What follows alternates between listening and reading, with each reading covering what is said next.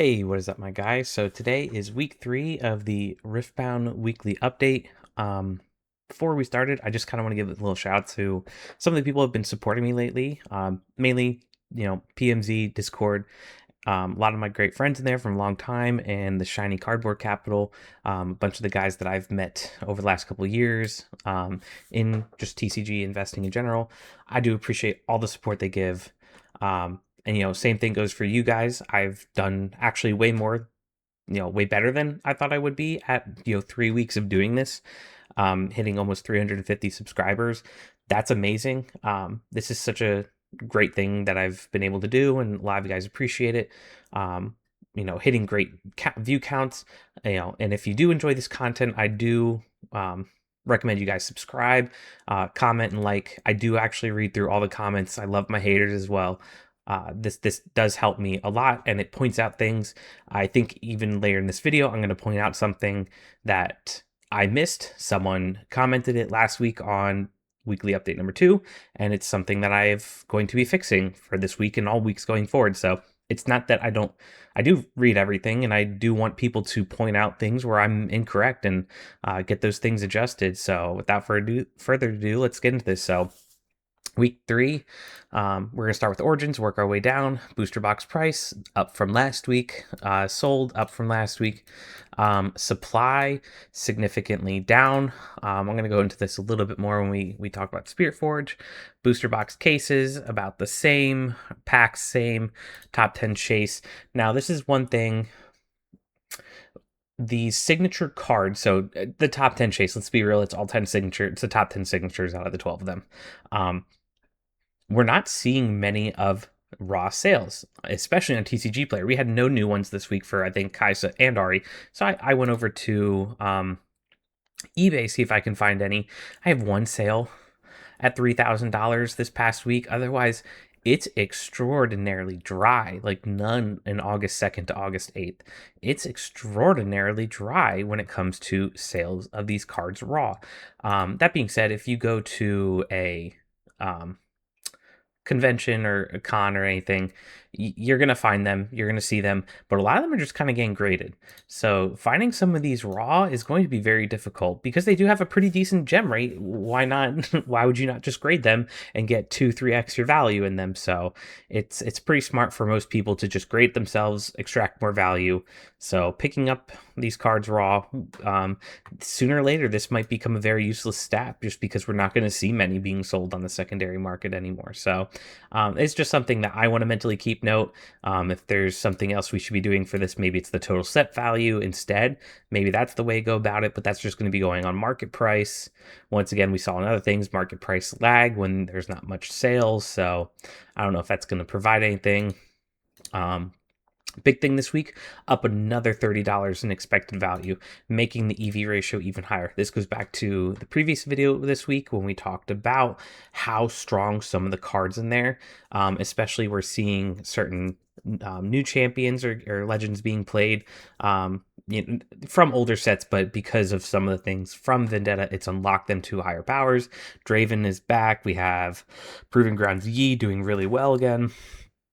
Rek'Sai now, all these champions aren't from this set, but they utilize a lot of cards from there, plus some from their respective sets. Like Proving Ground Yi obviously came from the Proving Ground 1. So it's just a super strong set where we're almost going to be in a positive over or greater than 1 EV ratio when it comes to this booster box. And I mean, it's selling. We had this plateau around 260, massive boost up to 320, and then a lot more people entered the market with boxes, which is not shocking at all. And now we're just slowly grinding up again. And I wouldn't be shocked if these reprints aren't enough to sway the market, because now distro's raising the prices to shops. So shops aren't going to be lower. They're going to only have to increase their price from the last time they did a drop. Distro's setting synthetic floors, however you feel about that, but it is one of the things that does happen because people are going to inevitably buy it. So I really hope this reprint, I mean, I hope it does something, but a part of me is just fearful that it might not do anything, and we're stuck living in this new world of Origin booster boxes are going to be around $300, and that's just the way it is. So, yeah. And how I talk about how I feel about that, please just refer back to last video for Spirit Forge and Origins. At least the reprints coming. Next up, we do have the Spirit Forge, about $3 higher. This is where someone did correct me, so I'll post the screen cap right there. The supply, look at this drop, is over almost 170. Now, that being said, why is that? And I've always thought this was not part of the calculation, but we have this quantity right here of 268, which is a massive amount, but then 23 Chinese 7, 34 Chinese 12, 8, 2, 6, 1, 32, 10. All this adds up to well over 31, 5. Like, this adds up to a ton, and that gets calculated into this current supply. So I ran the math for that and recalculated it. What's the current supply minus all of this? I don't want to call it junk. It's not, but sometimes they'll put just like the inserts and everything in there for other games or sleeves and whatnot. So it really takes this supply down significantly to 19. Or yeah, 90 or yeah, 108 supply. I'm sorry, 108 supply to yeah, so it's a significant drop from these really high supply numbers down to 108. We only had 99 sold, 14.1 average. But an interesting thing is, and this is the first time we've seen this in the first 3 weeks, booster box cases are actually positive when it comes to if you broke it down into the individual boxes. So red normally means you have some type of case premium because you have the value of a box inside is greater than the single box, but in this case, we actually have for the first time the boxes inside of a case are less. Then when it comes to packs, I don't know if this will ever really change. Maybe we'll get like loose packs. Maybe if we get to the point of rip and ship. Loose packs you normally see when you have a ton of auxiliary items. So once again, go back to Pokemon, people are going to rip out auxiliary products. They'll take out the promo cards, do whatever they want, that grade play or whatever, and then you're just left with a bunch of loose packs.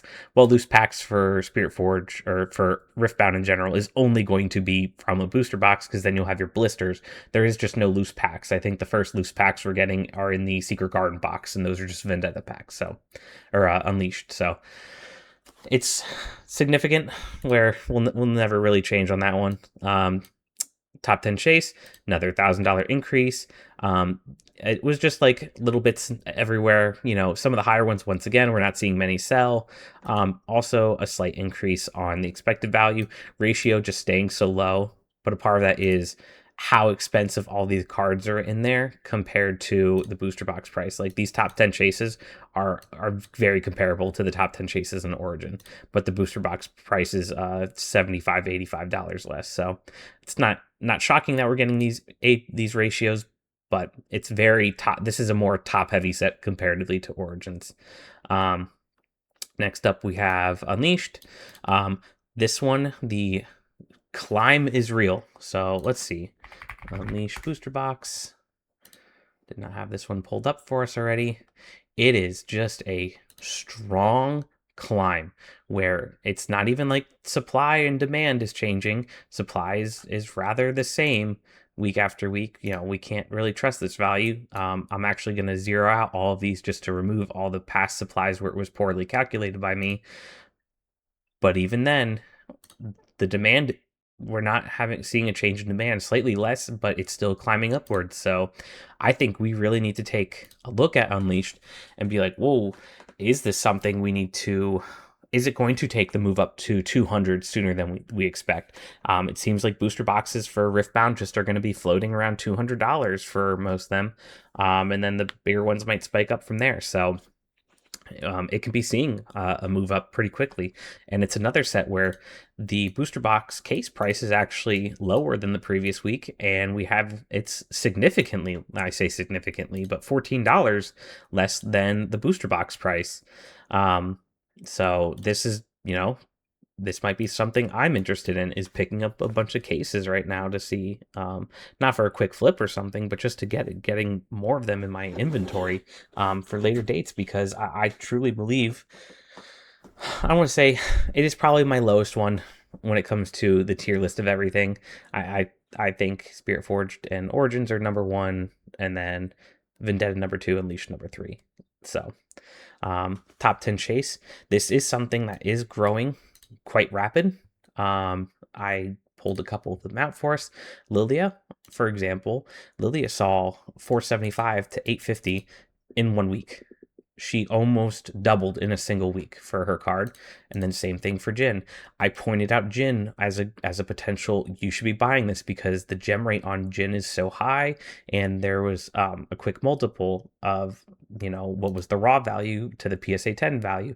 It went from 619 to 825. So we saw not so much a doubling, but a third. So 33% increase in this card in a week. So it's another one where this top 10 chase is going up and up and up. It's definitely something you need to keep an eye on. EV ratio went down. Just that's basically EV stayed about the same. We're about 103 to now 101 over the last couple weeks, but this booster box price keeps going up. So it's telling me the cards inside basically flat comparatively, but the booster box keeps rising, and that's just a supply versus demand. This is our first full week with Vendetta. We're going to finish up with this one. Booster box price relatively staying around the same place. Sold obviously went down. You're going to have your day one spike where people are just unloading at way lower prices and people are scooping them up. So we had total sold at 548, and supplies actually sitting quite healthy, that's totally normal. It's just going to get chipped away at every day, especially if this buying continues. It's just going to get whittled down very quickly. Average sold is 78.3, but supply is 218. That's 3 days. Obviously, people are going to keep adding more, but at a certain point, where's the more coming from? It's not like distro might be sitting on a little bit more so they can sell it out at a higher price, but it's not like a reprint is anywhere. It's not like Pokemon where they have like a wave 2 of booster boxes that comes out pretty quick after the first one. Vendetta is going to be pretty low on supply very quickly. So I'm going to be trying to get what I can at these low prices because I kind of expect it to take a move up. So that's just my opinion on all that. Case price, a little $30 more. Booster box price still slightly higher. Pack price, yeah, we've discussed that. Top 10 chase. So this week we actually had sales for all the top cards, at least on TCG Player. And we're seeing a massive spike. The Akali is having a great buy through, about $3,000 alone for her, and it's pretty consistent. There's only one listing I think that's up there right now. Expected value drop down. This is not shocking at all, as the market gets flooded with all of your commons, uncommons, over numbers and epics and rares and everything. This is going to come back down to reality. We're going to find some level of plateau probably in the next month, and then maybe we'll start seeing a climb from there. So don't be shocked if this stays flat for the next couple weeks, and then we'll start climbing. It might even drop down to $80 or something. So it's still very strong ratio when you compare it to that of Unleashed and Spirit Forge, but I don't expect it to hang out there. I expect the booster box price will start climbing in the very soon, where I think this might stay flat to even decrease. So our ratio is probably going to go down a good bit before we start seeing a climb on that. But with that, all this information, it's been a very good week. We're still going strong. I really think we're going to see some pretty big trajectory on everything. And this is the week of the T1 specialty box. I believe it's August 14th is the first day you can apply for it. So make sure you guys do that, please. It's a box that I highly recommend everyone do. If you hate money, then I'm sorry, then maybe it's not for you. But it's definitely a collector piece that I actually just want for myself. So with that, guys, please, comment down if you guys see anything wrong. Like I said, correct me anywhere and give it a little like and subscribe. I appreciate it, guys. Peace.